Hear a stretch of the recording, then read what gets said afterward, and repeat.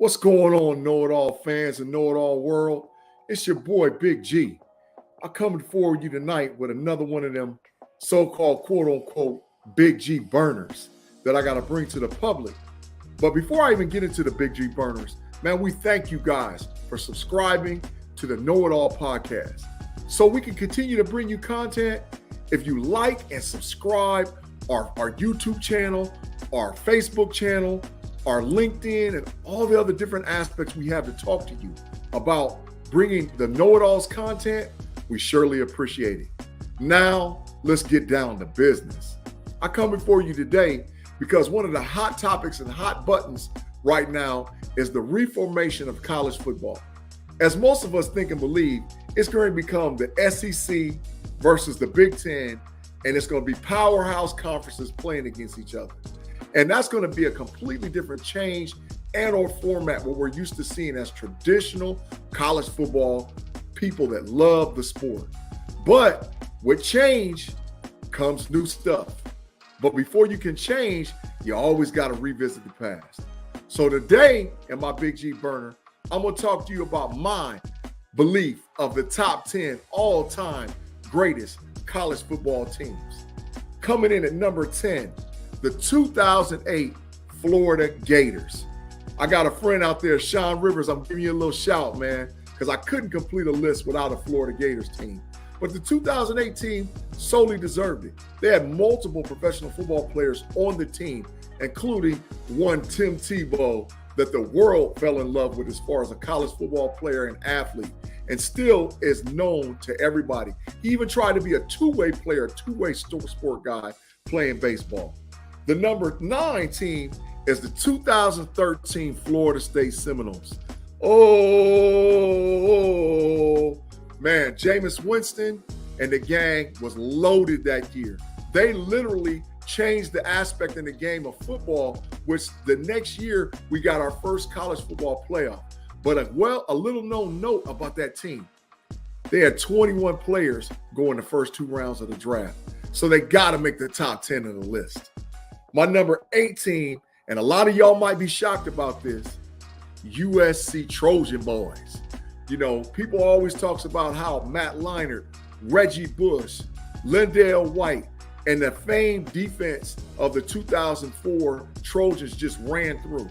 Yeah, they did have 2 Heisman Trophy winners, Matt Leinart and Reggie Bush. Yeah, they beat a whole lot of teams in that 2004 season. But as far as raw talent from top to bottom and depth on a roster, they deserve in the top 10, but not in the top 5.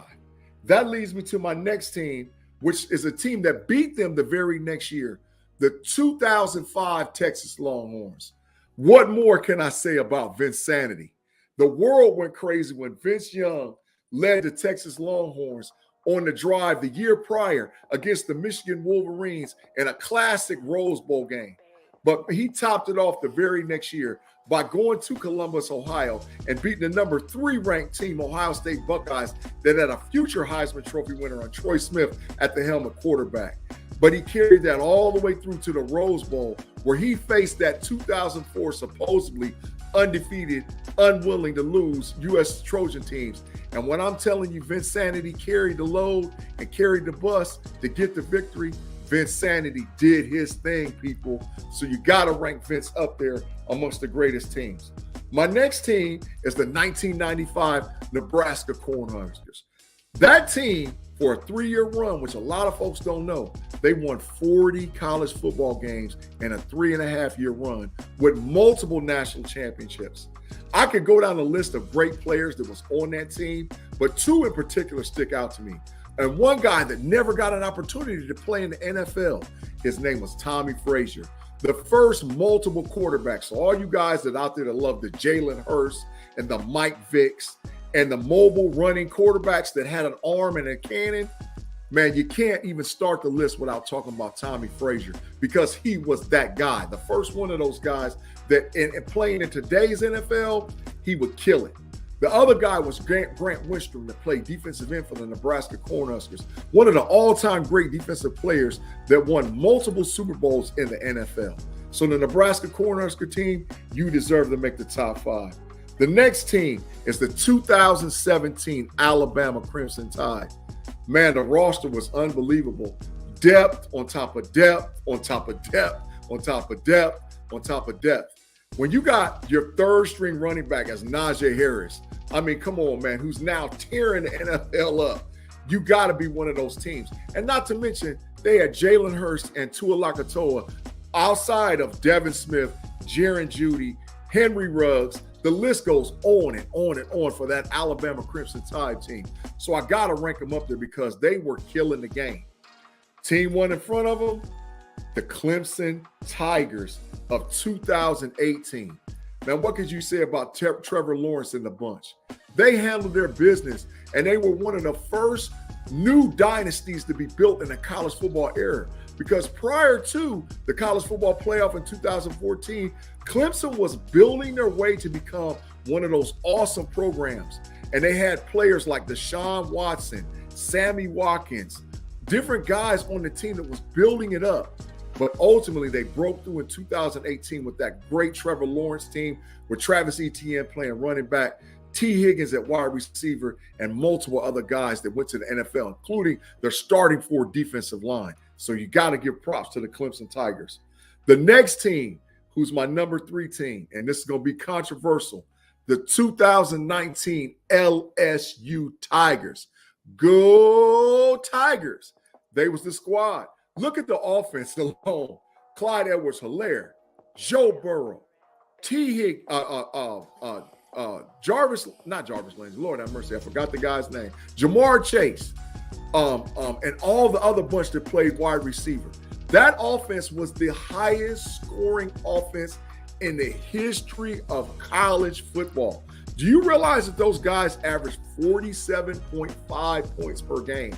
There wasn't a team in the nation that could even get close to it, including them running through the Alabama Crimson Tide on their way to the national championship. The number 2 team in my list is near and dear to my heart. And I will say the first college football champions, college football playoff champions, the 2014 Ohio State Buckeyes.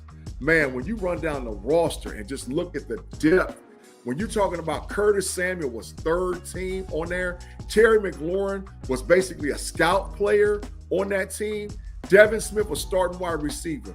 Mike Thomas starting wide receiver. And don't get me started what was going on in the backfield with Ezekiel Elliott and his guy behind him. But the little known fact about that Buckeye team was they won the national championship with their third string quarterback, Cardale Jones, who never really made it to the NFL. I think he was a fourth or fifth round draft pick, never made it. He was the third string guy. The guy on that team and the ultimate dragon that never really panned out to playing in the NFL was Braxton Miller. He was the starting quarterback that was injured 2 weeks before they played Virginia Tech in game 1. And you got to say, how can you rank a team that high and they had a one-loss schedule? Well, when you lose your starting quarterback and then you bring a redshirt freshman named J.T. Barrett, who, by the way, ended up being the all-time winningest leader at Ohio State history at quarterback and a 3-time captain. Man, come on, man. But the roster was just loaded. Not to mention, you had a guy like Joey Bosa on the defense, man, anchoring along with the defensive backfield, who, by the way, all 4 were first-round NFL picks. So come on, man, you got to give it up to that 2014 Ohio State Buckeyes. But lastly, the number 1 team of all time, and I know there's know-it-all people out there that's going to look at me like, man, dude, you crazy. Man, it's no question. I got to give it up for the U, baby. The 2001 Miami Hurricanes. Man, when you talk about a roster, it was unbelievable what they had on that roster. When you start talking about guys that played major roles and major positions as far as roster, man, come on.